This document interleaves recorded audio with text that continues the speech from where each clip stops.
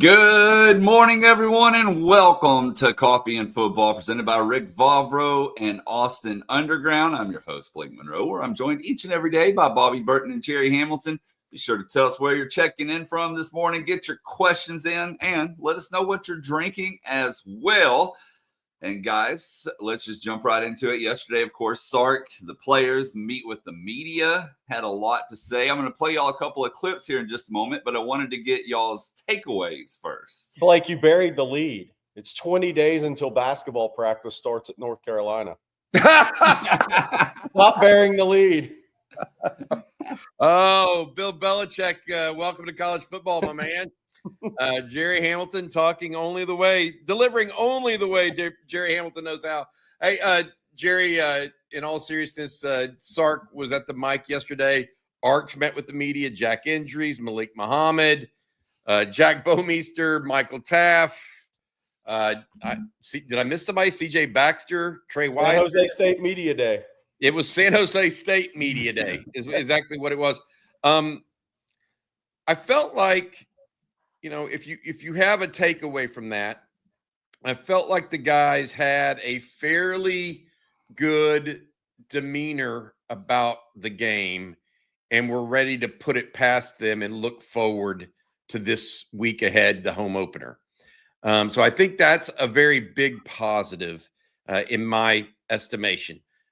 Arch himself, I watched the whole interview that he gave, and I feel like he's ready to go and ready to extract some demons or exercise some demons this week and start getting into that, that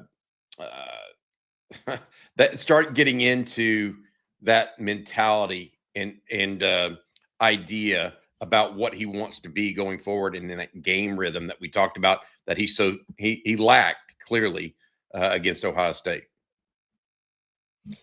Yeah, look, I think by the way, we're going to start getting into San Jose State after we talk about this press conference. But, I think what's going to be – I really liked the way Arch handled his press conference. He stepped out there, right? And he kind of – I think that's what we're going to see from Arch, right, is he's just going to step out there with the good and the bad, and he's going to talk about it, and he's going to be open to talk about it because that's part of the growth process. That's part of the process. Those people are very process driven. I think with Sark, I think what's going to be interesting this week is, talking about the game, yes, and where they can improve, the areas they need to improve. I think it's going to be very interesting where Sark kind of goes offensively against San Jose State, because he can run it whenever he wants. We'll get into it. San Jose State gave up 251 yards rushing at home to a Central Michigan team that lost, I believe, 9 games last year and wasn't good. And Central Michigan just ran it up the middle. They did whatever they wanted in the run game. So what is Sark going to do this week? There's complimentary football talk. I get it, but these are games where what are you going to do to improve? Because you're going to win the game. Now, the game score, the lines we'll get into, it's going to be dictated by Texas. What does Sark want to get out of the game? But I think what'll be interesting is I think Sark's going to want to see Arch complete every pass that's going to be asked of him in SEC play, and from week to week to week. And I'm not saying 21 completions on 21 different routes, but throughout those 3 games, I think he's going to want to see him hit those passes and gain confidence, even if it's against an inferior opponent. Well, one thing that Sark talked about yesterday, guys, was the running game, and I wanted to play y'all a clip from that. Here's what he said. Very pleased. We felt like a year ago, for lack of better terms, we were probably a little too cute against those teams, and we wanted to get back to a physical brand of football that we've kind of built around here, and we went into this game with that mentality. We ran the ball between the tackles. We wanted to run the ball right at them. That we wanted to have a physical mentality, and I think we can with the style of offensive line that we have, and I thought we did that. But I think one thing we challenged the players on, I thought we had opportunities for even bigger runs, but it takes all 11. We need to block better on the perimeter at wideout. We need to strain a little bit more on the backside of runs so that last defender can't make that tackle.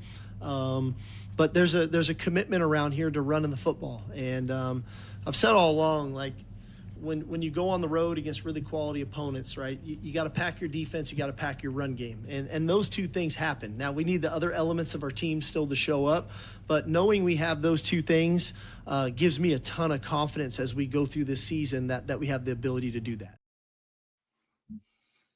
That's kind of what I was getting at, Jerry. Yeah.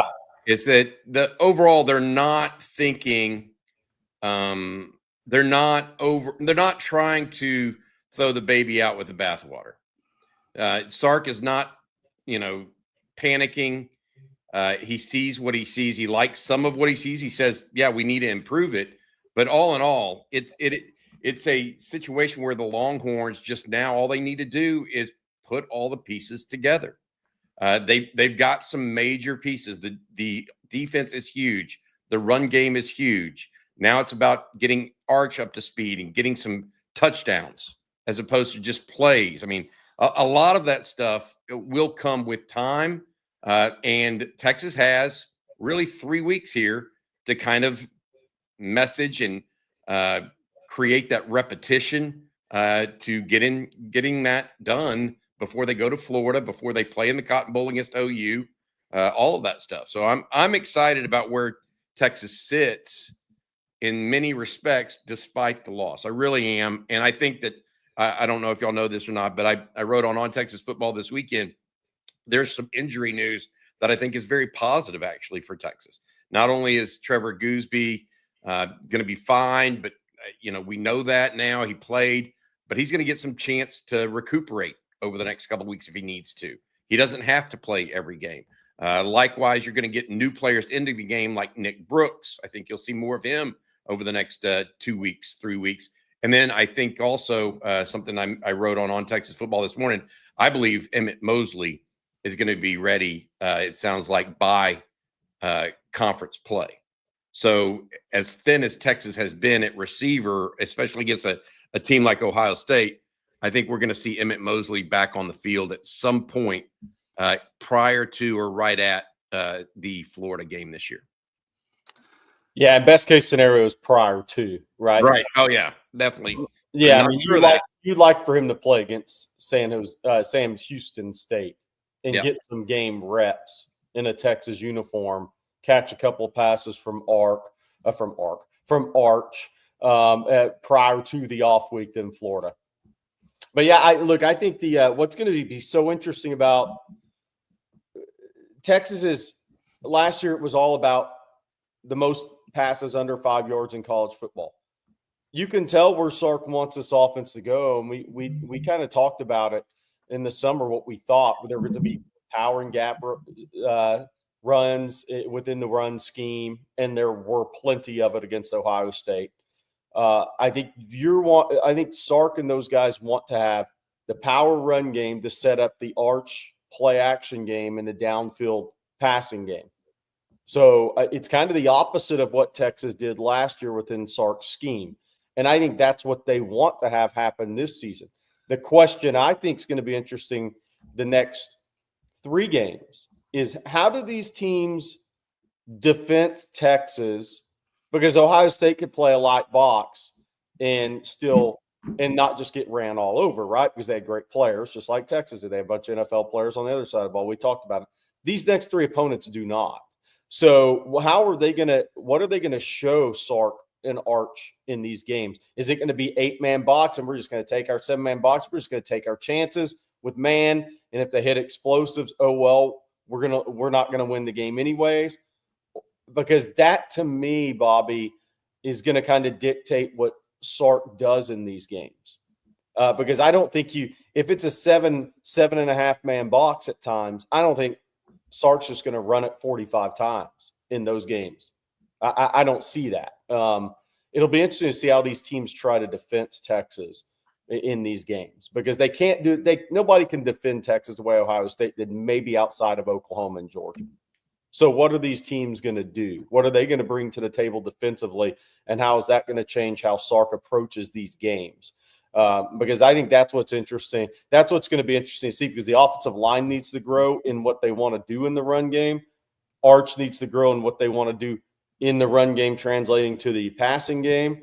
But how these teams kind of try to take away something from Texas in the games against lesser opponents is going to be interesting to see. I want to talk a little defense as well. But first, Bobby, I need you to tell everyone this morning about our sponsor, Austin Underground. Yeah, absolutely. Since 2004, Austin Underground has specialized in difficult underground commercial installations. Rick Vavro and his team have an engineering background that gives Austin Underground the ability to perform work other firms often consider too risky. They offer an end-to-end client experience, including seamless communication, budgeting, staffing, and top-notch trade partners. And most importantly, they produce solid quality work each and every time. That's Austin Underground. They also have a sister company called Texas Road. If you have major road projects, such as on a ranch or in a subdivision, etc., make sure you reach out to the folks at Texas Road. So Dave, actually, that's what Oklahoma and Georgia will try to do, but the other teams can't do that. They don't have the talent to do that. They can try all they want. That's what I'm talking about. San Jose State can try all they want to replicate what Ohio State did, but if they do it with six-man box, they're going to get 350 yards rushing. So, like, those teams can't replicate what Ohio State did. There's two other teams on the schedule that can, talent-wise, or try to attempt to. That's kind of my point. What are those teams? What are these next three opponents going to do, and how's that going to change how Sark calls the game versus what he actually wants to get out of the game? So Just the Dude says, everyone talking about Littleton, and rightfully so, but my dog Leona started off with the bang. And that actually leads me to my next clip here from Anthony Hill, who was talking about who stood out in his eyes once he rewatched it. And then our CJ Vogel asked him a little bit more about Littleton. So let's see what he had to say about that. Grayson Littleton, he had a really good game. I was really proud of how he played. Alex January, of course, Leonga. I feel like Manny competed really well. I feel like we had a lot of guys on defense making a lot of good plays, and I feel like we're going to work on that and taking it to the next couple of weeks and going into SEC play. What's Grayson Littleton like off the field? What's his personality? He's quiet. He's a real quiet guy, but he has a lot of effort. He plays hard, so, like, that's all you can ask for. Did he surprise you at all? No. I mean, he's been doing this stuff in practice since the first day he came. I feel like he did exactly what he was supposed to do. We heard about Littleton in the preseason camp, guys. I mentioned there's a couple guys that got noticed by Sark, in my opinion, that were true freshmen that got called out a little bit. One of them was Grayson Littleton. The other was Dalen McCutcheon. And if you remember our preseason camp notes, those were the two freshmen that we were talking the most about. I mean, so just realize that we don't. We're not out here, whistling Dixie, I guess is the best way to put it. The point that I would say, though, from Anthony Hill on Leonga Lafau, I thought that Leonga came out and literally controlled the middle of the field a little bit. Had that one tackle for loss early when he read something. He's just playing. Leonga Lafau is probably not going to be a high-round draft pick. He doesn't have the physical stature and make the wow plays, but what he is what Bobby Petronic said. He may be the best true linebacker on the team. Now, he's not the best disruptor on the team, but the best true linebacker, especially between the tackles. So I'm impressed by what Lafau has brought to the team, led the team in tackles on Saturday as well. That game was right up his alley. Yes. Anybody that's going to be in 12 personnel and run it between the tackles, that's a Leonga Lafau game. And that's where having versatility at linebacker, I think, is so key. Now, Saturday, San Jose State is going to try to throw it 45 times unless they just scrap their whole offensive scheme, really, and just play to condense the game and take their check and get out as quickly as they can and keep their quarterback healthy.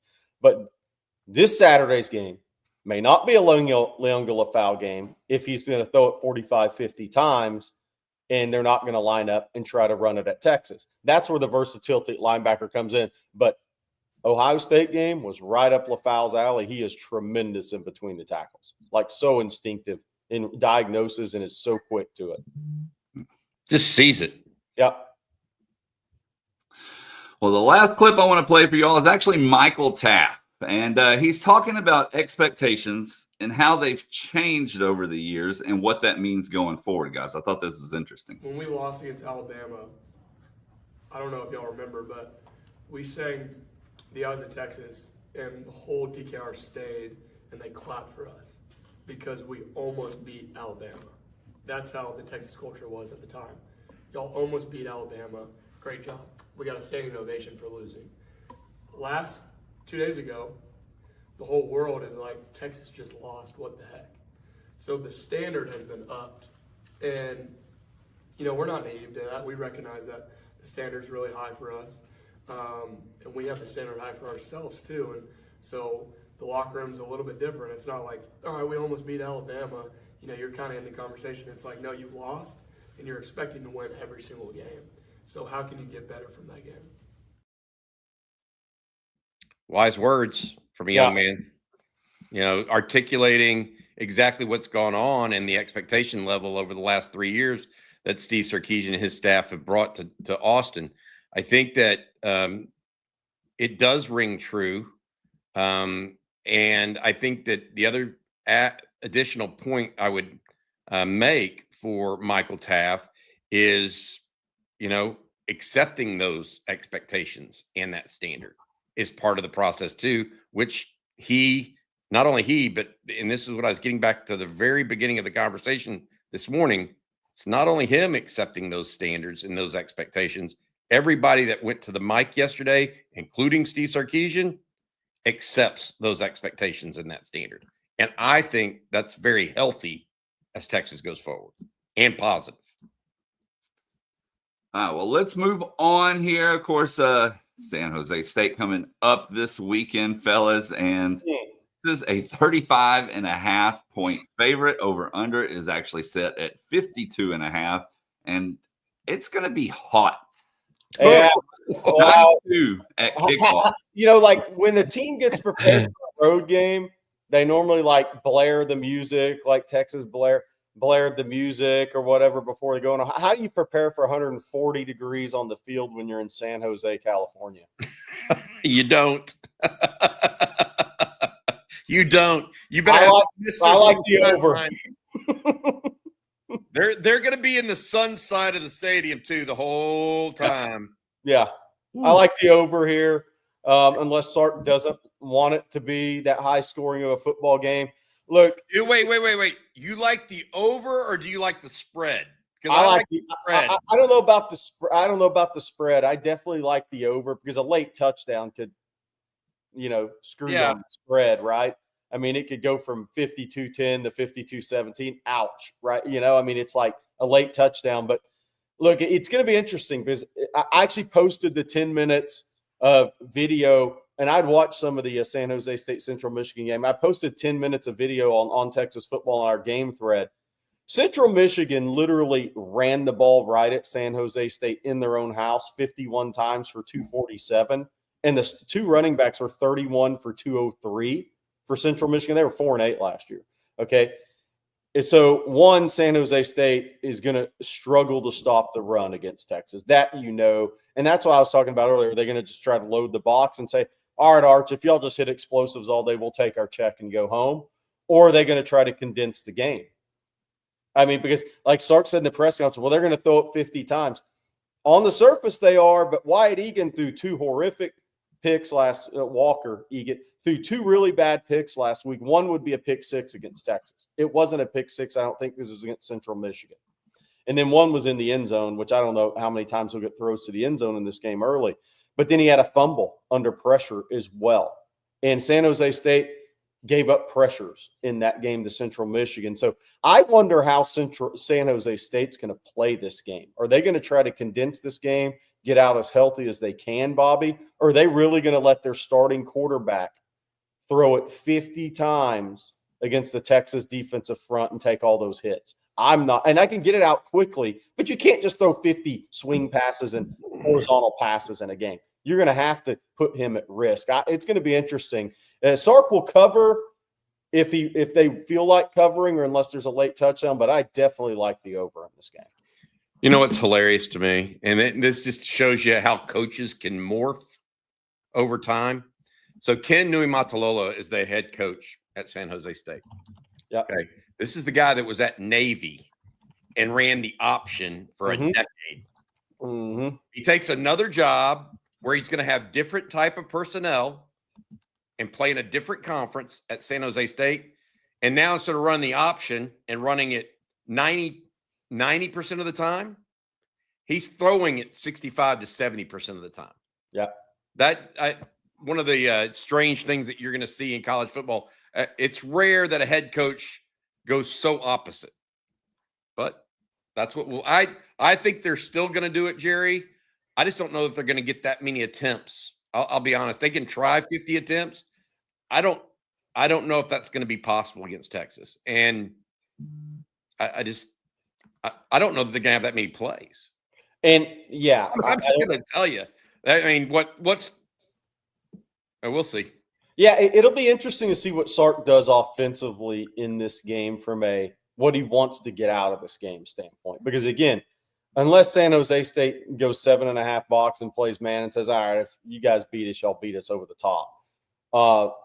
Then Sark's he's gonna have the ability to run it at any time he wants in this game. So it's gonna be but that's not just what he wants to get out of this game. He wants Arch to get confidence and the receivers to get in rhythm out of this game or the next 3 weeks. So it's gonna be really interesting to see how Sark approaches this versus what San Jose State wants him to do.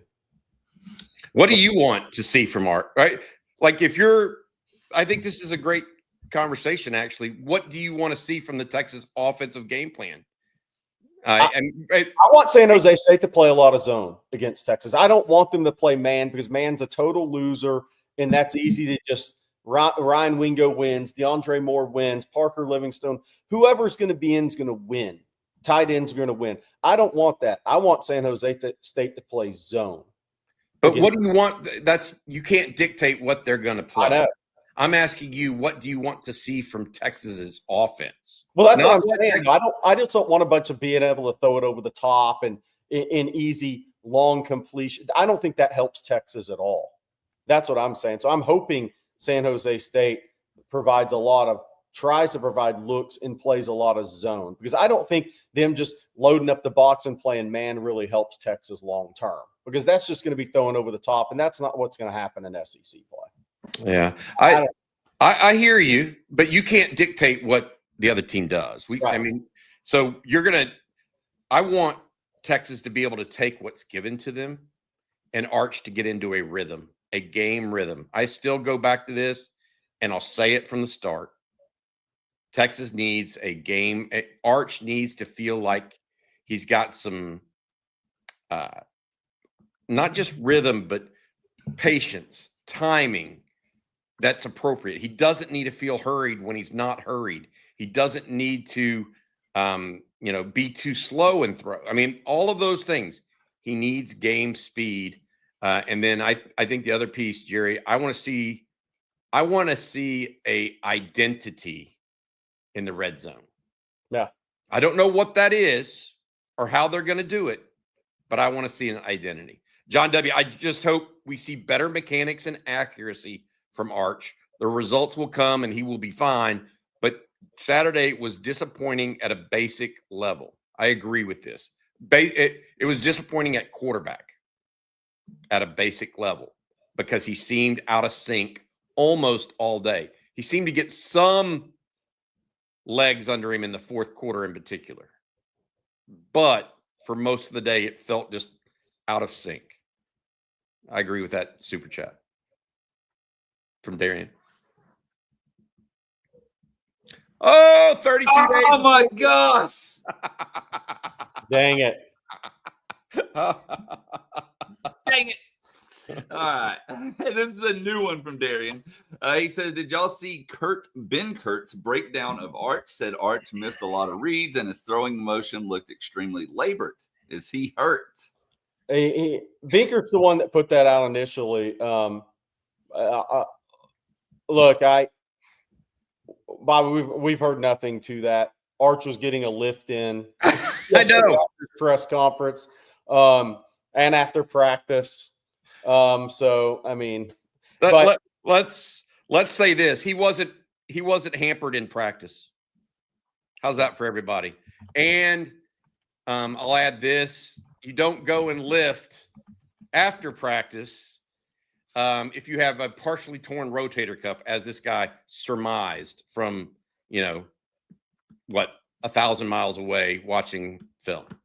I mean, just that doesn't happen. What leads to a lot of this stuff is, I mean, Joel, for those that haven't, I hate to tell somebody to go listen to something else, but go listen to what Joel Klatt said yesterday about his first road start. It was at Kansas State, and he felt like he had an out-of-body experience, and everything broke down on him. And he was missing calls. He was missing, changes at the line of scrimmage, protections. The thing to look for this week, Arch didn't play the game on the balls of his feet in the pocket last week. I think he started playing on his heels. And I don't think he's scared to get hit or anything like that. That's not it. I mean, he ran the ball 10 times. He was running with authority. It's not anything like that. That's anybody that says that's just dumb, an adult. But watch the balls of his feet this week. It starts with the feet. It doesn't start with anything else. It starts with the feet. So I would say watch the balls of the feet this week, and that's going to tell you the story on Arch Manning. That's what I would say. He needs to look athletic in time, is what you're saying, and I agree with that. That's what you asked me what I want to see, and then you added a piece there, Jerry, that I think is also valuable. Get them into the right play. Don't make the big mistake. Don't throw the ball late. That's what we want to start seeing a quarterback develop, and that's what we're describing is a quarterback that develops.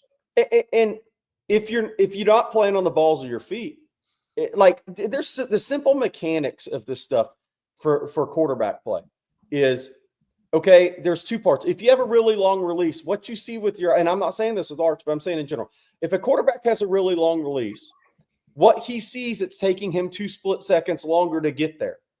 So what happens? The higher level you go to, the more of those passes, the windows close quicker, right? So that's not what we're talking about with Arch, but then you get to, and it's mechanics of body and quarterback. Then you get to the feet, okay, which I think was the issue for Arch Saturday, is, if you don't play on the balls of your feet, okay, and you're more on your heels, then what you see is going to take you a split second longer to get it out of your hand, and you're probably not going to get it out of the hand at the right slot that you want to. It's just, it's on some level, it's a simple body mechanics thing. And the balls of the feet I think are so important in being athletic at that position, as Bobby said, but there aren't many guys who can play off their heels. You can complete some passes off your heels, but you can't play off your heels under duress. I do want to say real quick here, Cash McCann, you put in a super chat, but I can never find a question or a comment attached to it. So if you'll put that in normal, I'll be on the lookout and we will get that up there. But thank you, by the way. We talked Arch. Let's talk wide receivers for a moment because we have some super chats regarding that. Des Garrett says Wingo's the only wide receiver with any juice. Sark is going to have to be in his bag as a play caller / designer this season. Do you agree with that? I don't. Yeah. I mean, DeAndre Moore got deep a lot last year. He's got juice, but here's the thing. How would you know? How would you know last week? DeAndre, you're not just running down the field, running behind Ohio State in that shell. Look, that's not happening. It's Texas guys. I think they need Emmett Mosley back. I do think that. I think they need their core 4 guys back, and I think Emmett Mosley's a really good player. But I think Ryan Wingo. I think DeAndre Moore. DeAndre Moore. He's going to run a really fast time at the combine. I don't think Texas is lacking speed. I think what they may be lacking, not down the field speed. I think if they're lacking one thing, Bobby, it's 0 to 10 explosivity. The 0 to 10 explosivity. I don't think they're lacking like speed necessarily. DeAndre Morris can get behind people. He does it in different ways. You can do it. There's different ways to get behind people. I'm going to take a little different tack than you and agree with you at the same time. So according to Dez, I agree that Texas does lack some juice at receiver. They don't have a Xavier Worthy. They don't have Isaiah Bond or a combo with Adonai Mitchell in this class, or a Matthew Golden guy. They have one right now in Ryan Wingo that has what I would call real juice downfield. Okay. That doesn't mean that they can't find another or that another one's not on the roster, but I have a problem right now with that wide receiver room for this reason. They don't have that make you miss guy like Jerry's talking about in 5 to 10 yards. That make you miss guy is Ryan Wingo. And if you put him in the slot, then he's not going to be, or if you put him out, it's going to limit what he can do downfield at the same time. So I agree with Jerry and I agree with Dez. I think it's a combination that Wingo is the guy. You saw that on the reverse, just how much faster he looked than anything else Texas brought to the field on Saturday, including the running backs. I mean, Wingo on that reverse looked like he had a different gear than everybody else. I would say the one thing I'll say is I think it's easy to look back on and say, and I'm not saying, I'm just saying in general, and say, oh, no, outside of Worthy, who was his 0 to 10 was so explosive, and Isaiah Bond was a really fast player, but nobody, including all of us, thought Matthew Golden was going to run 4.29. No, I agree. Nobody, including all of us, thought A.D. Mitchell was going to run 4.33. So, like, A.D. Mitchell didn't even look 4.33 on a football field. Matthew Golden didn't look 4.29 on a football field necessarily. I think so. DeAndre Moore is going to be faster than people think. But the problem is, if you watch LSU Clemson, Anderson and the kid from Mississippi State, their 0 to 10 is in their phone booth quickness is another level. Texas, I think, is missing that. I don't think they're missing pure downfield speed. But that's what he meant by juice to me. He didn't mean pure downfield speed. He meant that 10-yard burst. Yeah. That's my interpretation of what Des said, or like what Jaden Blue had in that out when he got out in the route tree. I mean, he had burst. Does Texas have someone like that right now? No, other than Ryan Wingo. It's the only one that I see that has that kind of burst. Correct me if I'm wrong, but I don't think so. And this goes into what Bald Father Bets, and thank you for your super chat, says. Is it just me, or is the offense significantly slower than 23/24? Not that it can't work, but elite speed is not going to be how we win at wide receiver / running back. And they went bigger at wide receiver. So you're of course most likely not going to be as fast. Wisner, while quick, is not out and out fast. Baxter with his knee is not out and out fast. Let's see what Christian Clark does. I mean, I do agree it's I don't want to say a slower team, but it's not going to be a fast team overall on offense. Not compared to some of what Sark has put out there. Doesn't mean it can't be an elite offense, though. It's just a different one. Yeah. But the quarterback over the next 3 games to run that type of offense has to develop. Otherwise, it gets really shown to everybody, in my opinion. My guy Stufify says they got the juice, baby. Iowa had the juice against Illinois State last year too, baby. They looked great on. Iowa looked great on offense against Illinois State last year. 500 yards, 40-0. They had a lot of juice. We'll see. Bobby, I need you to tell us about Tecovas this morning. Yeah, anywhere worth going is worth going in good boots. Born in Texas in 2015, Tecovas are handcrafted with every stitch on point. Tecovas boots are made for a good time and a long time.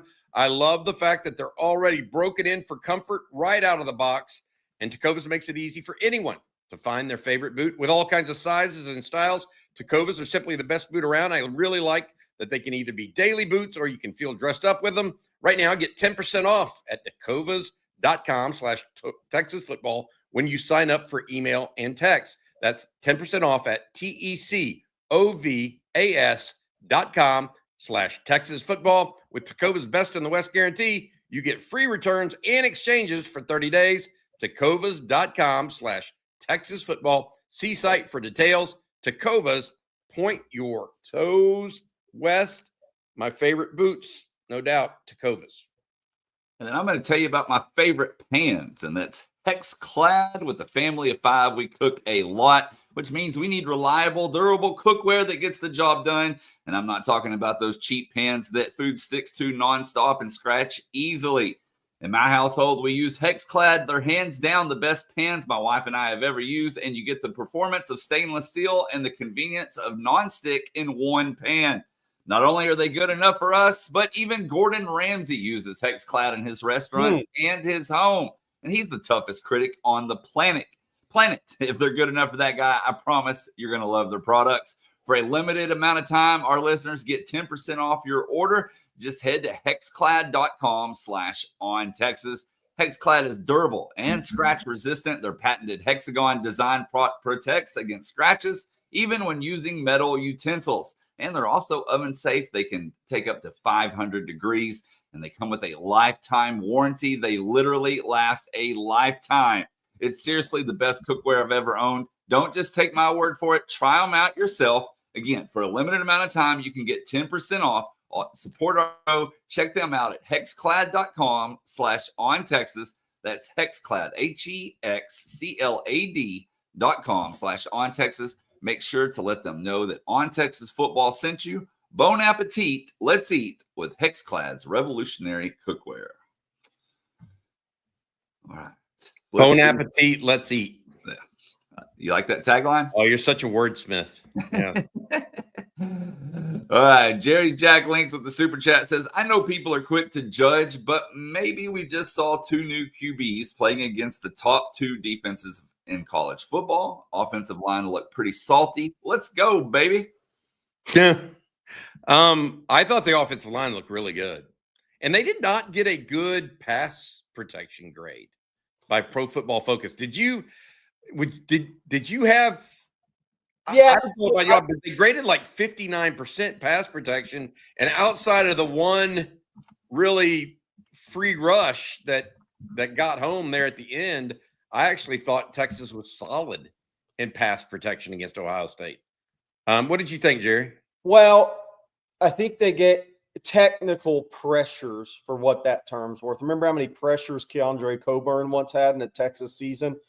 Yeah. I guess Texas gave up 12 pressures in 14 pure dropbacks. Maybe I didn't feel that way. I didn't feel like that watching the football game though. But again, I go back to how many pressures Keandre Coburn was credited with. He was a 340-pound over the ball player. So by and large, the pressure numbers are kind of. The one thing I looked at in that game was there were not like some guys had young moments of Brandon Baker. Right, his first start's against Ohio State. I mean, everybody talks about the quarterback. I mean, that's a big first start. I don't care who you are, okay? But there weren't like glaring just miscommunications, guys running free all the time. There weren't things like that where plays over after the ball snap. I thought there was pretty good continuity. I think Cole Hudson should get some credit for that as a first-time starting center, that they had good continuity. The only way you have that is if your center's making the right calls and has his guys on the same page, honestly. I mean, that a lot of times is where things get messed up pre-snap. So Cole Hudson obviously did a good job. I'm not sure what anybody said he graded out at. I'm guessing Kyle Flood would probably give him a pretty high grade off that game. But there weren't just a glaring type of situations where, oh my gosh, these guys are just running free all over the place and it's meat at the quarterback. So I think even though Ohio State didn't bring a lot of numbers, that still can happen if an offensive line just does not look good and does not play well. As far as the quarterback thing, though, yes and no. CJ Carr took his first ever snaps for Notre Dame ever. and he went out and balled on the road in Miami. Yeah, he had a couple of mistakes. So I mean, that's just part of it. I mean, yes and no on that. I think it was 2 young quarterbacks. Yeah, for sure. But every young quarterback didn't stumble. But every young quarterback doesn't have that much pressure either. But the quarterback at Notre Dame does have pressure. To be fair, if we're just being real. I'm fine with it. I mean, we've said it. We think Arch had a poor game. There's just no two ways about it. Lee Barton says the OL was holding up well throughout most of the game. Manning just had happy feet. Hook 'em and OU still sucks. Lee, I agree with Manning had some happy feet at times. I just go back to that same conversation. He just did not look like he had good timing in any way, shape, or form. It's like he was trying to be too quick or he was too slow. There was no evenness. I can recall times where he got rid of the ball too quickly when he didn't have to, and I can recall times where he got rid of the ball too late. It just didn't look like his timing was in sync. And maybe that's because of the situation. Maybe that's because of Matt Patricia and giving him a variety of looks. Maybe it's because it's his first start on the road. I mean, I don't know the reason, but it's a combination, I think. And then Rocky P, thank you for the super chat, says no self-inflicted wounds with pre-snap penalties. O-line needs to be the big humans they are and move people at will, especially in the red zone. Texas had 3 pre-snap penalties, 1 on Ryan Wingo and 2 on Brandon Baker. And so they did have 3, but I will say no snap infractions and no interior line movement between DJ Campbell, Cole Hudson, and Connor Stroh and or Nato Umeozulu. So I think that that group, it did look better. And you're gonna get some of that lean back from Brandon Baker when the stadium is that loud, by the way. I mean, those are like the internal snap infractions are the ones that really, really bother you, if that makes sense. The tackles are gonna have them every so often. They just are. Because they're trying to beat the play. The interior snap infractions are the ones that kill me. Then we have a pair of super chats regarding Sark and his quarterback development. This first one here from Jay Lee. Thank you, Jay. Says Sark is at risk at losing his quarterback whisperer title. He has not had great quarterback play since he's been here. Nothing like we would have thought anyway. And then Jason Hablinski follows that up with Arch's mechanics and accuracy in his 3rd year under Sark are disappointing. In fact, Sark gets a pass on quarterback development at Texas, but so far his quarterbacks have been average at best. And thank you, Jason. I will tell you this: from 5 to 25 yards, Quinn Ewers was tremendous. And so I think he used Quinn Ewers to the best of his abilities. I think that Arch, you're judging him off of one game. If you were to just judge him on the games he played last year, you wouldn't be saying this. So I'm trying to tell you guys, it's just not going to be the Arch Manning that you see the rest of the year. If you think that's the case, I think I've got a bridge to sell you in Brooklyn. So, I mean, I just don't. Y'all are over those people that are saying those types of things. It's not that you don't want them to be different. I just think that you're overreacting too soon. And Justin Yarbrough, thank you for your super chat, says, I think some people don't understand the difference in a 3rd-year starter versus 3rd year in the program. And good morning, fellas, and hook 'em. Yeah, look, well, I mean, again, I like CJ Carr played pretty well at Miami. So I just don't – nothing's 100%, but there's obviously a difference. And I will say this, if the build-up and your first start being at Ohio State is that's the thing for me. I mean, if you took – and it's a question was asked yesterday, what would Quinn Ewers have beat Ohio State? If Quinn's first road start was Ohio State, no, he wouldn't have. If third year starting quarterback, yeah, probably. But that's the kind of the difference. I mean, look, as good as I think CJ Carr is going to be, he had a couple turnovers in that game. Carson Beck did not. Was that the difference in that game? Very well could have been. It's young quarterbacks, whether they're in their first start or been in the program 2 years and making their first big starts. I mean, it's part of the process, but that process has to speed up. That's my thing. That process has to speed up. Next 3 games. I'm just telling you, that's why these next 3 games are really vitally important for Texas. That's why when I asked you the question earlier, Jerry, what do you want to see? I mean, you're talking about, I want to see him. I want to see him play against a zone. I want to see him. That's what I want to see. That's all good, but first and foremost, I want to see a confident quarterback that's stepping into throws and feeling the pocket. Yeah, and looks like he's on time. If he's doing that, Sark is going to get him there. And some of the playmakers around him are going to get him there. But it starts with that confident, in-time quarterbacking. Yeah.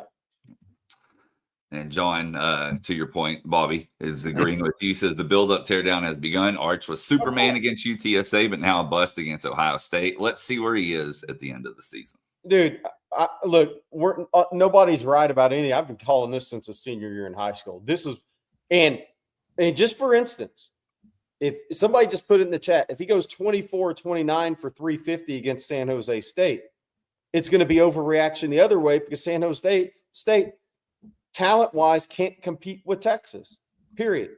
So the next 3 weeks, he could throw for 900 yards and 12 touchdowns and an interception and complete 75% or 70% of his passes. And wait and you see what the media is going to be saying headed into the Florida game. That's just the way it's going to be with him.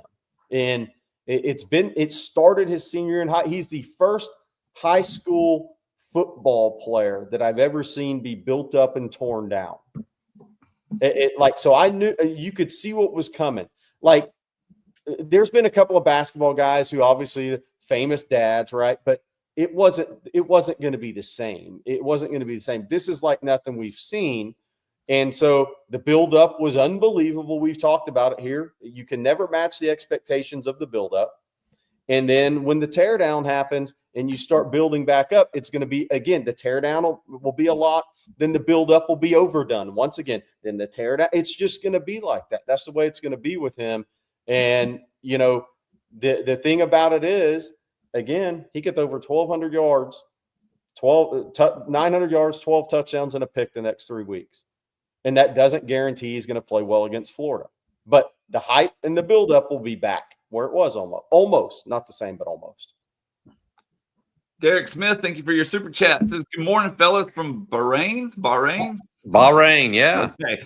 People are saying the offense is slower, but I don't see it. To me, Arch left about 100+ yards on the field. If those passes are completed, we're singing a different tune here. Yes. The easy throws. It was an easy throw. The easy throws. Yeah. I mean, it is what it is, right, Bobby? Yeah. I mean, I don't, both can be true, though. They can be a tad slower and we could still be singing a different tune with 100+ more yards.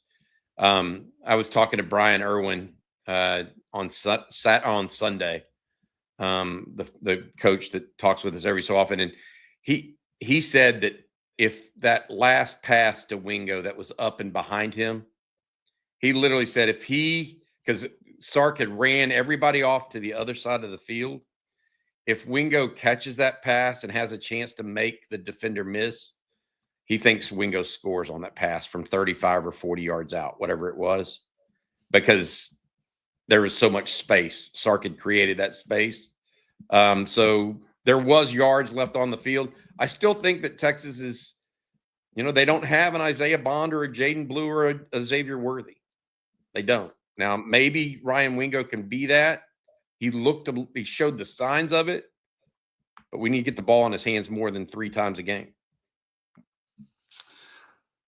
All right, our next super chat this morning from Dante. Thank you, Dante. He says Dante's overreaction. Offensive line gets an A grade. Running back gets a B plus. Defense A plus. Quarterback is KJ Lacey ready to go. Sark D minus. Woo! Hard on the head coach. Hard on the quarterback. You agree with that grade on the running back room? I mean, out of all those, I mean, I don't want to. We've talked about a bunch of them. Yeah.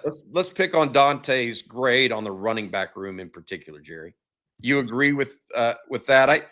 I think it's a B plus. Oh, I go B plus for sure. B plus for sure. B plus. Oh yeah, because look, the Texas running backs combined for 26 for 120 at Ohio State, right? CJ Baxter's first game wearing a heavy knee brace. CJ Baxter, what was he? A stud in pass protection is normal. What they caught 6 passes out of the backfield for 30. I mean, I thought they did their job really, really well. I would say B plus for the Texas running backs. That's interesting. They were almost 5 yards a touch. Yeah. Pass or run. At Ohio State. And I don't care if people say, well, Ohio State was playing a lot lighter. It doesn't matter. It's NFL players on NFL players here. Those guys are NFL players too, not just D1 players. They're NFL players too. So I thought Texas, I might actually given them an A minus, honestly, as a grade. Okay. Because CJ's so good in pass pro. So good in pass pro. In retrospect, Dante also gave the offensive line an A. In retrospect, you agree with that? Or given these past grades that people like PFF are giving out, does that change your mind at all? They did not move the ball enough in red zone. Also, yeah, but what Texas team has? I mean, if that's what we're grading them on. Jerry is not happy with the red zone woes. He is not happy in those games. Look, I thought the offensive line performed. I thought the offensive line performed well, considering. I call it 3 new starters because Cole Hudson had never started a game at center. Your first start at center is at Ohio State. It's a pretty tough start at center. I don't care if you played 3 years at guard or not. You're communicating the whole thing. It doesn't matter what happens behind you if you screw it up before the ball snapped. So they essentially had 3 new starters, and Gooseby had 2 starts to his name. So they had a lot going on there. So I thought they played pretty well. What I think Texas has done, Sark mentioned yesterday wanting to get more physical in the run game, saying he thought they got too cute last year. I do think that's part of it, but I also think the personnel fit that last year. We talked about it all off season. Whether it's Connor Stroh or Nato, they're more movers in the run game at left guard. Hayden Connor's an NFL player. His strength was in pass pro and was going to be more in zone blocking, more landmarks, right? These guys are more downhill blockers, and that's going to be their strength. So I know Sark said we got too cute last year. I think part of it, but I think part of it was the personnel. And that doesn't mean those guys weren't good players, but you have more movers of people this year on the interior. So if you're not, and if you have CJ Baxter and you have Christian Clark and you have Jarrett Gibson, that's kind of what they are too. So if you don't build your run game around those guys, that's probably a failure as a coaching staff. So what they're doing is the right thing. I think the offensive line is just going to keep getting better and better. That was actually a bright spot for me in that game, with the understanding that Ohio State didn't really bring a lot of numbers, so they weren't truly tested like a Georgia would in the pass game, in pass pro. Because Georgia's going to bring the heat in Athens. No doubt. They're going to do it a little different than Ohio State. So Texas pass pro is going to be tested. And Venables, it's going to be tested in different ways coming up. But I liked what I saw. We have a super chat this morning from RWC. Thank you for your super chat. Says, I love on Texas football. Thanks, guys. Well, thank you. And, of course, everyone else for tuning in this morning and all the time. And then Bean here with the super chat. And Bean says, didn't like Wisner and Baxter at kick returner. Please let Butler return a kick. If he won't play offense, let his speed be showcased there. Is he Is he a kick returner type? Is he big enough, Jerry, to be a true kick returner? I think he's more of a punt returner. The guy you want to see in the return game is nursing a hamstring, and that's Jonah Williams. I think Jonah Williams is a difference maker in the return game. And I do think this, and I'm going to stand by this. I think we're going to see him in the return game when he gets healthy. I think we're going to see him in the special teams and return game more than we're going to see him in the secondary because of how much time he's missed. But I think Jonah Williams can help this team in the return game when he gets healthy. I've just always believed it, and I'm going to stick to it. Punt return is going to be very interesting. And I don't think anybody asked a question in the press conference yesterday. I would have liked this question to be asked by the media. Was Niblett told not to attack the ball in the punt return game? Because my belief is he had to have been, else they would have gone to somebody else. No, I asked I got some intel on that. That was not the case. It was just his first time back there, and he didn't feel comfortable at times attacking the ball in those situations. And if he wasn't 100% sure, don't do it. That's what they told him. They were like, don't go catch the if you're not 100%. Chill. Yeah. So I think it wasn't 100% though. Like it wasn't like don't do it. It's like if you don't feel comfortable, don't do it. Was my understanding. Yeah. So they need somebody. Maybe they need someone that feels a little more comfortable. That's my point. Yeah. You can't, because the issue becomes there if Niblett doesn't get more comfortable. You don't want to be giving up 10 yards twice at Florida or in the Cotton Bowl or at Georgia because you didn't feel comfortable coming up and fielding a short punt. You can't give up yards like that. Completely agree. Jerry, tell us about Chubbies this morning. You don't have their Chubbies on. Maybe Dallas Cowboys fans. All right, here we go. Sorry. Are you ready for some football? If you're not, Chubbies is ready to help you with their NFL collection. Whether you're tailgating, grilling, or riding the highs, thighs, and lows of the game from your couch, Chubbies has officially licensed NFL gear to keep you looking like the ultimate fanatic. With bold designs featuring your favorite NFL teams, Chubbies game day gear isn't just comfortable, it's a statement. Rep your team logos in wildly comfortable polos, wave-making swim trunks, and gym-ready mesh shorts. Yep, you heard that right. Swim trunks with your favorite NFL team's logo on them. All the comfort and swagger you need to take on every touchdown dance, chest bump, and dramatic fourth-quarter meltdown. Wow. By the way, any Alabama fans wearing Chubbies on the Paul Feinbaum show calls yesterday? If you're not a Jersey guy, this is an elite alternative. If you're a Jersey fanatic, something tells me you'll love their NFL collection because when you're invested in the game, your outfit should be too. For a limited time, use our exclusive code ONTexas for $10 off at chubbiesshorts.com/ONTexas. Yes, that includes the NFL collection. Let the thighs out. Let the good times roll. The thighs of Texas are still upon you even after a loss.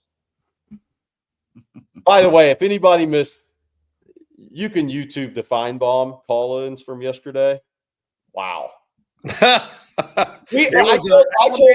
told Blake we need to try to get Legend on our show to give us an Alabama football breakdown right now. Legend, the caller from Feinbaum, would be awesome. Ask Paul about that, please, Bobby. I'll make sure. I need to let everyone know about Prize Picks as well because we make decisions every day. But on Prize Picks, being right can get you paid. And with football out here, it's time to make that money. It's simple to play. You just pick more or less on 2 to 6 player stat projections. If you get them right, you can cash in, win up to 2,000 times your money. It's the best way to get in on sports action in more than 40 states, including California, Florida, Georgia, but most of all right here in the great Lone Star State. And Prize Picks has the NFL. They have college football as well. But with the NFL starting up today, I took Dak Prescott to have at least 1 passing yard, as Prize Picks is running a special on that. So Saquon Barkley to score and CeeDee Lamb to haul in a touchdown this weekend. So come join me on those picks or make your own in less than 60 seconds. Turn your sports opinions into real money. Download the Prize Picks app today. Use code ONTexas to get $50 in lineups after you play your first $5 lineup.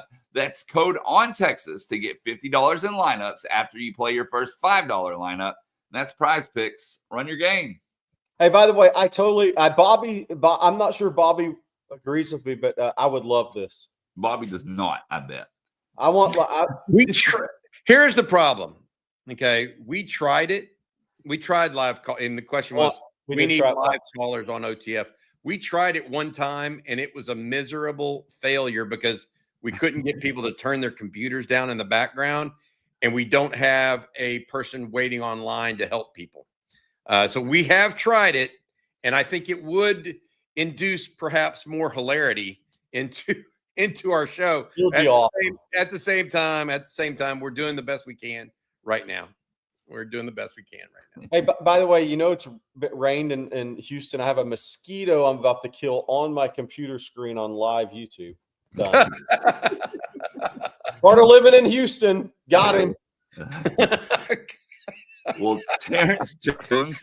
The living room is there's a mosquito in the living room in Houston. If you live in Houston, you know what we're talking about here. You open the door after rain and the mosquitoes rush in like they're paying rent now. Terrence Jones, we appreciate your super chat. Terrence says, hey, Bobby and Jerry, love y'all's breakdown. Did y'all know our defense held Ohio State to their lowest offensive production since 2015? Yeah. Just 203 yards. I mean, yeah, look, I know the way the game played out, and I hear the discussions, and there's no way that Ryan Day thought 11 first downs and 203 yards would win the game. Texas defense is really, really good. And even the play that Carnell Tate made was a hell of a play. Jalen Gilbo got himself back into position to try to make a play on the ball. Now, Jeremiah Smith had 3 drops. Max Clare dropped one on the sideline, so they helped Texas a little too. But what Ohio State did so well in that game, for me offensively, was I think Texas had 3 third and long pass rush opportunities. That's what I think they did so well, is they protected Sand really well in that game from a not having to put him in jeopardy standpoint. But Texas defense, I think, is real. I don't think there's any doubt about it.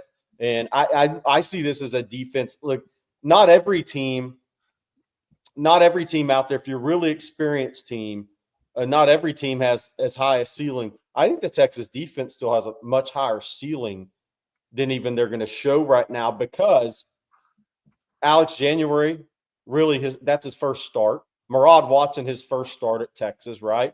That's Cole Brevard, Travis. We saw what Kenny Baker did with the D-line last year. Those guys are going to keep coming and keep coming. That's Ty Anthony Smith's first real game action. That's Grayson Littleton's first game action ever. Derek Williams' first game off an ACL, Jalen Gilbo's first game at corner. You can point to a lot of things, Bobby, and say this defense is probably going to continue to get better this year as some of these guys get more real-time game action. You didn't even mention guys that didn't play that are going to get more. I mean, didn't play much. Colton Vosick is going to get more time. You look at a guy like Ty Anthony Smith is going to get more time. Someone like Jonah Williams might get on the field as well. Even I feel like you're going to see guys that didn't even play or played very little get more time. I mean, I mentioned this morning in this morning's article, don't forget about Levon Johnson, the defensive tackle out of Maryland, who's been kind of hampered by an ankle injury. He's going to make that defensive tackle rotation, I think, 6 deep instead of 5. So Texas is not, because of the depth, Texas is not done deploying all of its resources on defense. That's my opinion. So I think they are going to get better, just like Jerry said. They haven't reached their ceiling. Alec wants to know, he says, Ohio State getting the credit for defensive creativity. With our continuity and talent, why didn't we show that same kind of creativity on either side of the ball? Well, defensively, you're fine. What do you want to show? 199 instead of 203, Jerry. We want them under 200. Offensively, I mean, fair, I think. Somewhat, yeah. Fair critique. There wasn't as much, and I don't know if Rod's broken down the numbers yet, but there wasn't nearly as much pre-snap motion, targets to motion in this game. Now, it's going to be interesting that when Florida and Oklahoma games happen, how much of that are we going to see? I have a feeling we're going to see a lot more. And then those discussions are going to be on the chat will be funny. But, the next 3 games, Bobby, you can pretty much do whatever you want and you're going to score points. I think the Florida and Oklahoma games is what I'm watching for as to how much more of that we start to see. But against Ohio State, if Sark had it to do all over again, I'm guessing the answer is yes. It felt vanilla. One misdirection play, really, with the Wingo end around. Just felt a little vanilla. Jerry's Jack Links, thank you for another super chat. Says CBS posted a clip of every arch incompletion. You nailed it, Jerry Hamilton, analyzing every swing. That's incredible, actually. It's going to happen every game. Unbelievable. They just saw the G, B, and U, the good, bad, and ugly. It's going to be all season long. I mean, he's the ultimate clicker in college football the next 2 seasons. Do me a favor and show me every Shohei Ohtani missed or strike or swing and miss. Yeah, I give up. That's pretty. That's a little much. There's good content and then there's aggressive content. That's kind of aggressive, right? Yeah. I mean, you could see this one coming a mile away. Hey, by the way, so the next guy, well, it's not going to be the same. Never mind. It won't be the same. Wherever Tiger Woods kid goes to college, it's going to be the same. It's going to be the same thing. Yeah. By the way, the Golf Channel will be breaking down every one of his college golf swings. But it won't be done because he's not a major college football player. But that's the next person that's going to happen. That's probably true. Charlie Woods, get ready, baby. You're next. What's his name? Charlie Woods. He's a junior. Get ready. What? He didn't win the Masters at 19? Here's why. Taylor Johnson with the super chat says maybe Bill Belichick can take some of the media spotlight after TCU abused them at home. Also, I think Derek Williams was great on the run. Well, yeah. Go ahead, Bobby. I'll just say this. I watched the whole game. I think that Bill Belichick could have used Derek Williams in the run support last night. They got ran over. Josh Hoover had a nice game. He's really good. But boy, I tell you what, the run game for TCU was abusive to North Carolina. They are not good up front. Not good at all. Yeah, and that's going to be the tough thing that Bill Belichick has to deal with. And look, they will get better over time. It's going to take 3 years. My question is, will he be around for the 3rd year when it does? I don't know. Because can he withstand 4-8 and 5-7 to get the year 3? We'll see. But, look, there's 70 new players. And people that follow recruiting know those aren't the same 70 players that Ohio State and Texas and Georgia are fighting for, right? So they're going to have issues. And my question is Belichick going to be there through all the issues to get to the other side? Because there's going to be there's going to be some rough ones. I want to say this. We all deify these coaches that win big like Belichick. Some consider him the best football coach of all time in the NFL, right? We deify him. But from a layman's perspective, watching that North Carolina game, he went with the wrong quarterback to start the year. Max Johnson looked better than Gio Lopez. Looked more confident, looked like he had saw it bigger, better. He moved the team, and he had a third the chances. Yeah. Okay.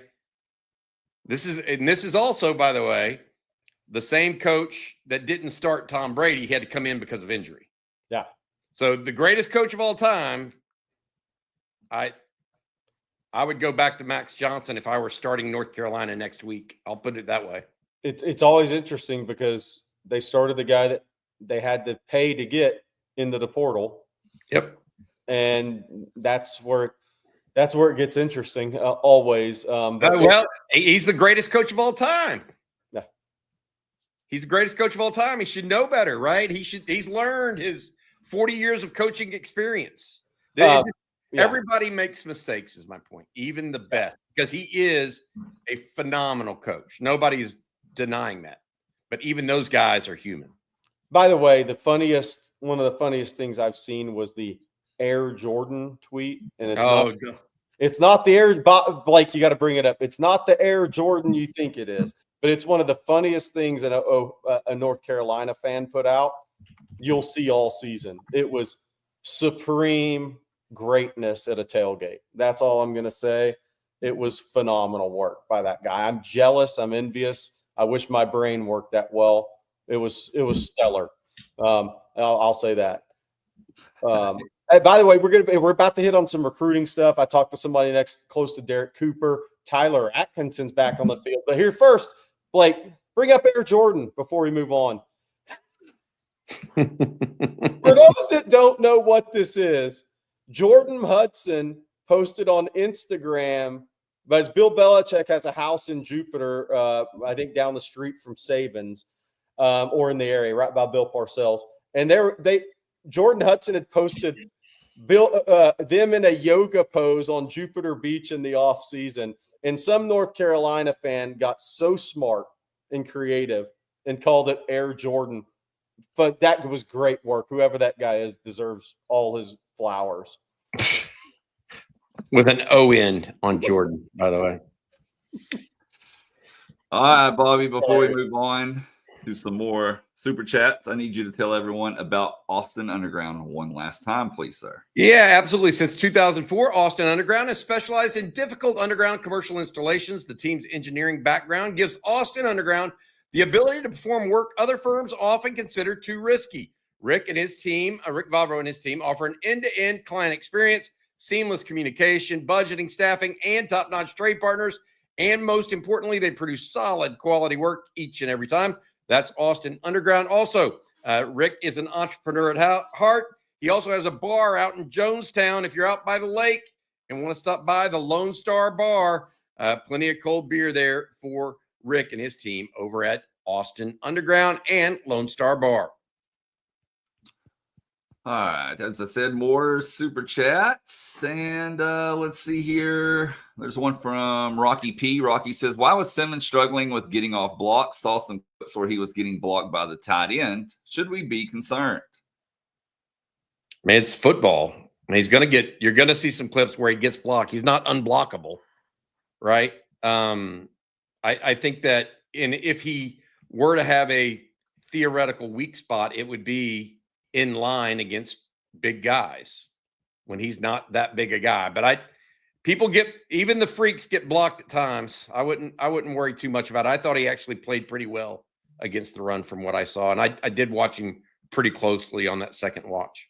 I'm not Rocky. Guys are going to get blocked. I mean, the best middle linebackers in Texas football history have been blocked. They just have. We talked about it going into the game. I think the best thing for Colin Simmons was that Ohio State ran at him. That's a really good thing. And I'm not saying they had a ton of success. He just needs to get experience there as a 3-down player. And he needs to – I think that's great for him to see how teams are going to attack him this year.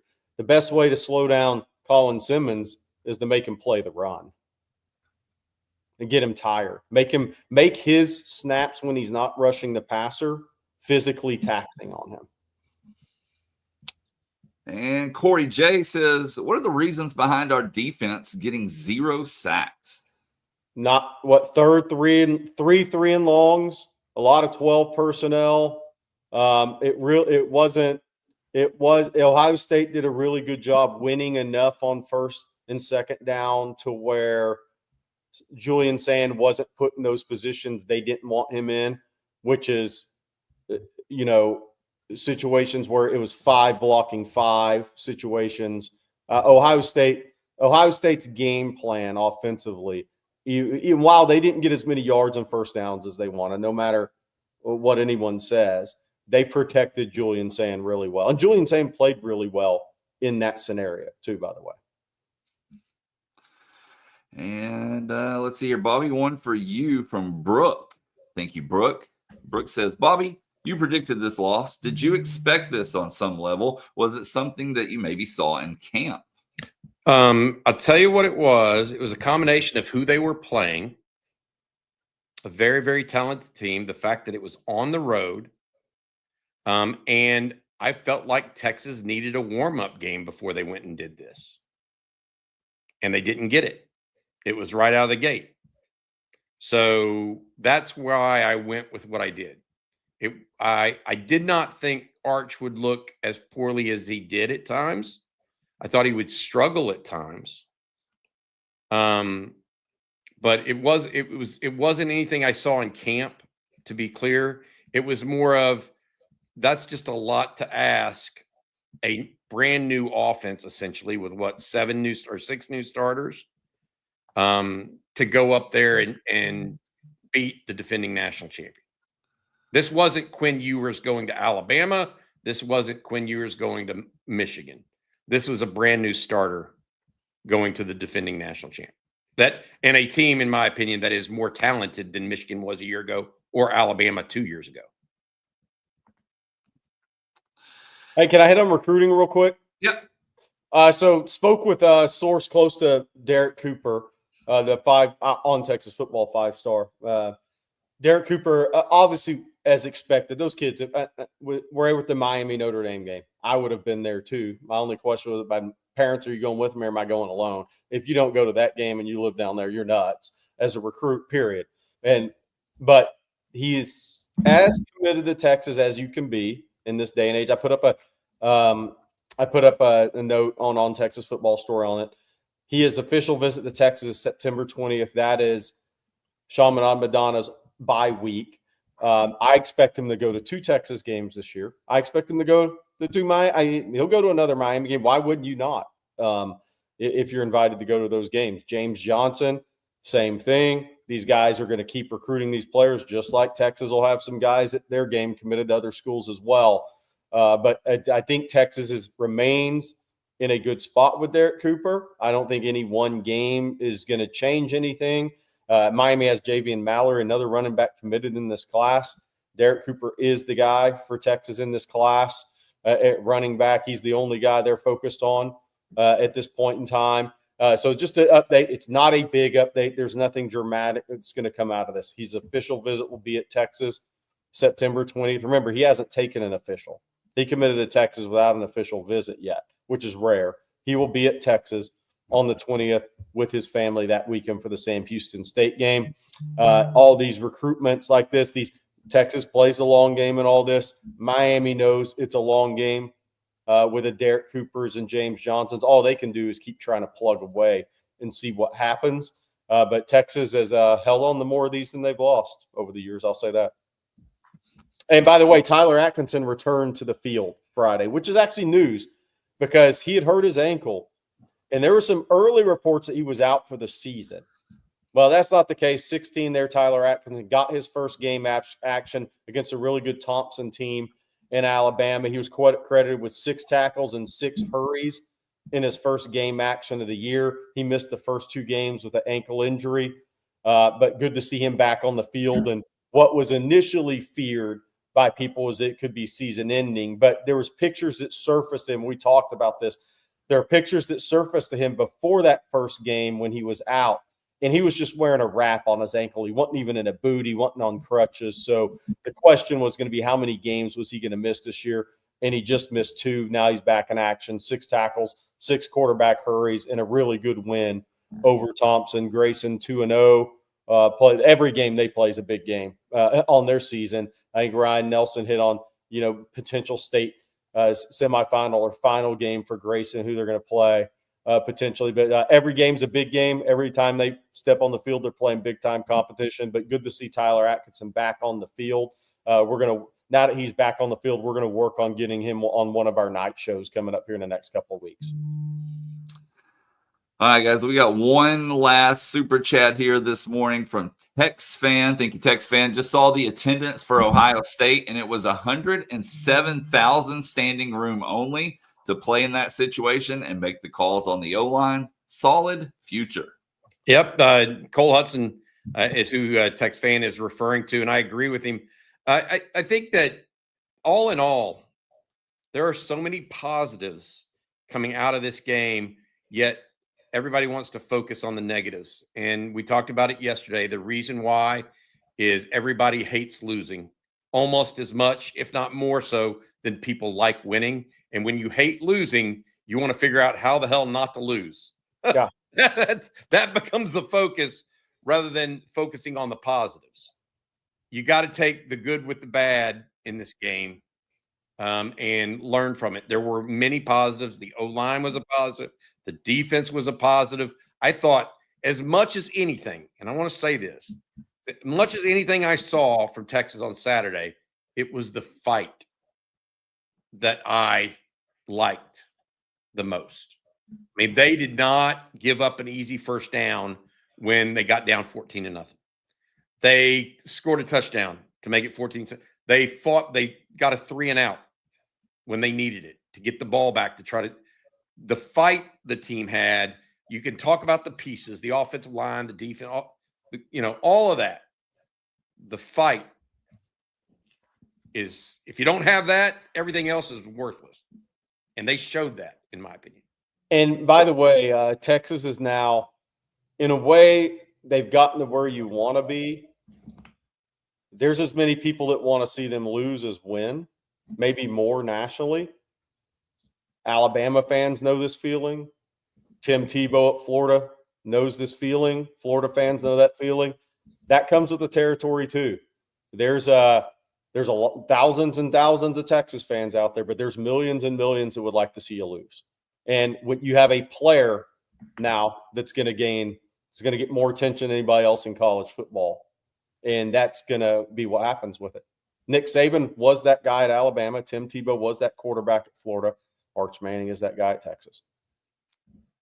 All right, guys, that's going to do it for today's episode of Coffee and Football presented by Rick Vavro and Austin Underground. I want to thank Rick, along with Chubby's, Tecovas, Prize Picks, and Hexclad, all for sponsoring today's show. Of course, thank you all for tuning in as well. Bobby, what you got later today for everybody? Well, I've got we had an issue, technical difficulties yesterday with lunch with the coach. I'm going to refilm that with Brian Irwin later today. So please join us for that. Then also Jerry, Jeff, and CJ are going to be talking a little recruiting breakdown, a little Derek Cooper news, and more information about other commitments at this point, as well as the recruiting visit list that's set up for this weekend for the Longhorns. Then later this evening, Amanda Atwell is back to host our Longhorn live stream alongside Jeff Howe and CJ Vogel. They'll have any updates from practice, etc., that we have there. So it should be a good week. We also are on online at ontexasfootball.com. If you're not a subscriber, please join us over there. It's one way that you can help us continue to build On Texas Football into a bigger and better place for everybody and add more personnel, etc. It is just $39.95 for a year, 1 year of access. Use the promo code OTFOG at checkout to apply that discount of $20. So it's $39.95 for 1 year of ontexasfootball.com. And one other thing, just don't forget to go by the OTF store, shop.ontexasfootball.com. Use the QR code on the screen or shop.ontexasfootball.com, as Bobby has got it restocked. So be sure to check that out. All right, well, I hope you all have an amazing day today. We'll be back same time, same place tomorrow. Hopefully I won't be muted. And for Bobby Burton and Jerry Hamilton, I'm Blake Monroe, and we'll see you then.